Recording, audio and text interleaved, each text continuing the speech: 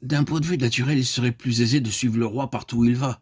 Dans les jours de sa chair, nombreux furent ceux qui le suivaient partout où il allait.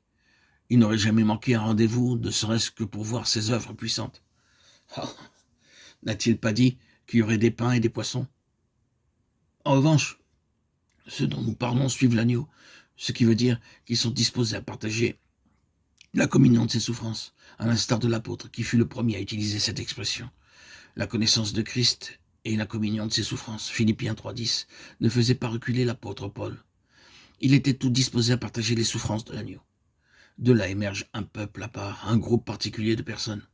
Et si nous considérons la chose sous cet angle, nos soupçons et nos craintes s'évanouiront à coup sûr. Une fois ces gens identifiés, le terrain de la suspicion et de la crainte s'effondre. Tout devient parfaitement clair lorsque nous examinons cette question en relation avec tout ce qui est dit au sujet de l'agneau. Ainsi, nous faut-il envisager toute la parole de Dieu par rapport à l'agneau afin de comprendre qui sont ces personnes et ce qu'elles représentent. Car elles ont sans nul doute embrassé et épousé tout ce que signifie l'expression la communion de ses souffrances. Elles ont fait corps avec l'agneau, sa vie, son caractère et son œuvre. Voici le sens de ce passage. Primo, nous sommes en présence d'un groupe de personnes qui se démarquent et se distinguent par une communion hors du commun avec Christ en sa qualité d'agneau.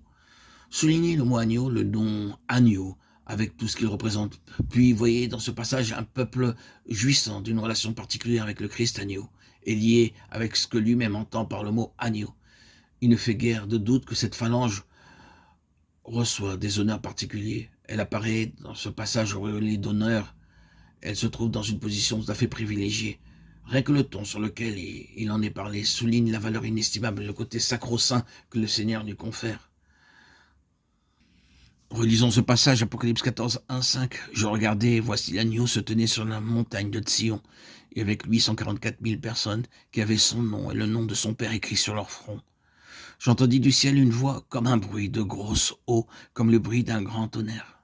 Et la voix que j'entendis était comme celle de joueurs de harpe jouant de leur harpe. Et ils chantaient un cantique nouveau devant le trône et devant les 4 êtres vivants et les vieillards. Et personne ne pouvait apprendre le cantique si ce n'est les 144 000 qui avaient été rachetés de la terre. Ce sont ceux qui ne se sont pas souillés avec des femmes, car ils sont vierges. Ils suivent l'agneau partout où il va. Ils ont été rachetés d'entre les hommes comme des prémices pour Dieu et pour l'agneau. Et dans leur bouche, il ne s'est point trouvé de mensonge, car ils sont irréprochables. Notons bien ce qu'il est dit. Ils détiennent un secret exclusif. Ils chantent un cantique et personne ne pouvait l'apprendre, excepté les 144 000. Personne d'autre n'en avait la faculté. Comment sont-ils devenus les détenteurs de ce secret exclusif? Oh, la réponse va jusqu'au tréfonds de notre expérience. Vous savez bien que le principe selon lequel certains secrets s'apprennent dans la souffrance et ne peuvent s'apprendre autrement est vrai. C'est dans la souffrance que nous apprenons ces choses que personne d'autre ne connaît.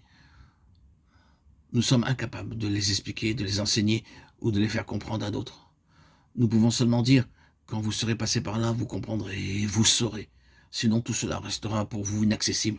Le chemin par lequel ces gens ont passé à favoriser en eux l'éclosion de certaines capacités